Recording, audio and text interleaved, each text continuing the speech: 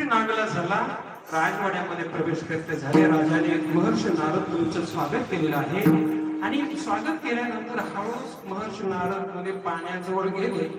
ते मुलगा खेळत होता पाण्यामध्ये आणि हळूच विचारले, बाबा संतांचा महिमा?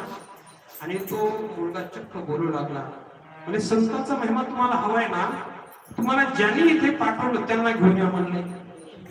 देवाकडे गेले. देव म्हणले, तुम्ही आल्याशिवाय संतांचा महिमा सांगायला तयार नाही. मग देवही आले. मग देवाचंही राजाने स्वागत केलं. हे गेलं आणि त्या पाण्याजवळ आले आणि त्या मुलाला महर्षी नारद विचारू लागले, संतांचा महिमा काय? ते मुलगा म्हणला, ज्या वेळेला मी नालीमध्ये गेला होतो, तुमचं दर्शन झालं, मला ऊर्ध्व गती मिळाली, मी सरडा झालो, सरड्याचा मी पोपट झालो, पोपटाचं मी गाईचं वासरू झालो, मला ऊर्ध्व गती मिळेल. मला राजवाड्यामध्ये तुमच्या दर्शनाला जन्म मिळाला आणि आज प्रत्यक्ष निर्गुण भगवान परमात्म्याचं मला सगुण साकार रूपामध्ये दर्शन झालं. हा संतांचा महिमा.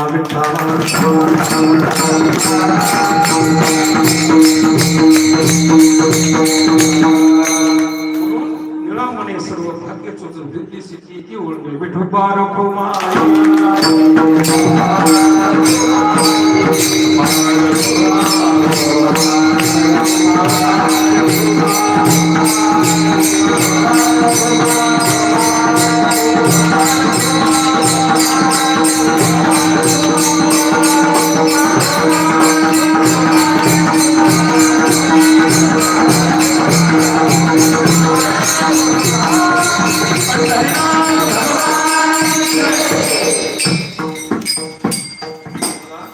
संपलेला आहे. उर्वरित बंगालची सेवा एक 5 मिनिटामध्ये धावत्या वेगामध्ये मी समर्पित सेवा समाप्त करणार आहे.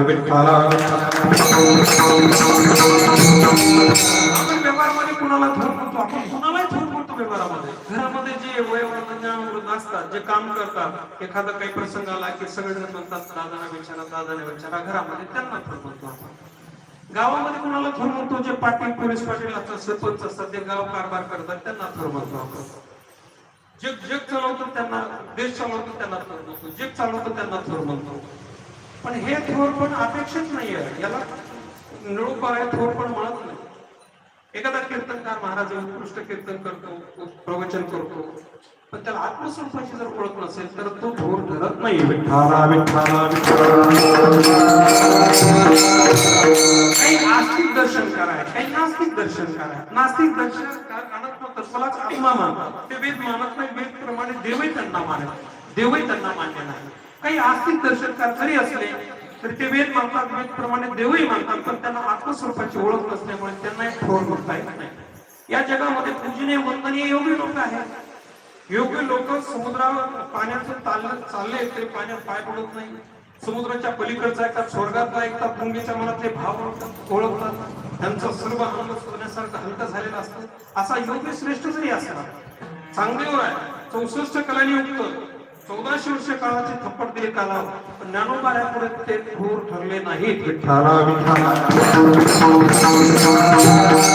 योगी जरी असले, सर्वश्रेष्ठ पूजनीय वंदनीय जरी असले, तर योगामध्ये आत्म्याचा अनुभव आहे, पण आत्मा ब्रह्म आहे याची ओळख नाही म्हणून तेही थोर ठरलेले नाही. काही उपासक आहेत, निंबाकाचार्य, मध्वाचार्य, अशा अनेक उपासक आहेत आणि उपासकांनी चैतन्यामध्ये भेद मानलेला आहे आणि भेद मानणे निंद असल्यामुळे तेही थोर ठरलेले नाहीत. थोर कोण? हरी भक्त थोर म्हणून हरी शब्द निळोपाऱ्यांना टाकावं लागलेला आहे.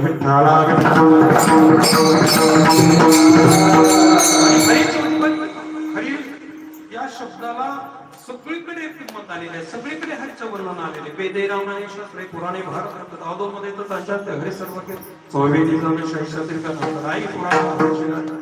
हरी हा व्यापक सर्वगत चिंतनाचं चिंतन सुद्धा सगळीकडे हरीच्या तत्वाचं व्यापकत्व आहे.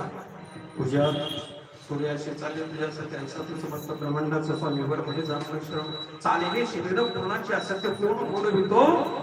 एवढं महत्व आहे हरीची सत्ता तुमच्याकडे आहे, म्हणूनच तुम्ही आम्ही कीर्तनामध्ये आहोत. हरीचं व्यापकत्व मोठ्या प्रमाणात साठवलेलं हरी जी हृदय बनवली. प्रत्येकाने हरी प्राप्त स्वरूपाले, प्रत्येकाने हरी साठवलेला आहे. एवढी हरीची किंमत आहे. ओलीने ओम अक्षराला सुरुवात केली ज्ञानेश्वरीची. ओम अक्षराचं सामर्थ्य बरं. ओम इत्यक्षरम ब्रह्म म्हणतात. उत्पत्ती स्थितीने म्हणजे ओम अक्षर आहे. सृष्टीच्या अगोदर म्हणजे ओम अक्षर आहे. ओमच्याही अगोदर भगवत नामाचं संबोधन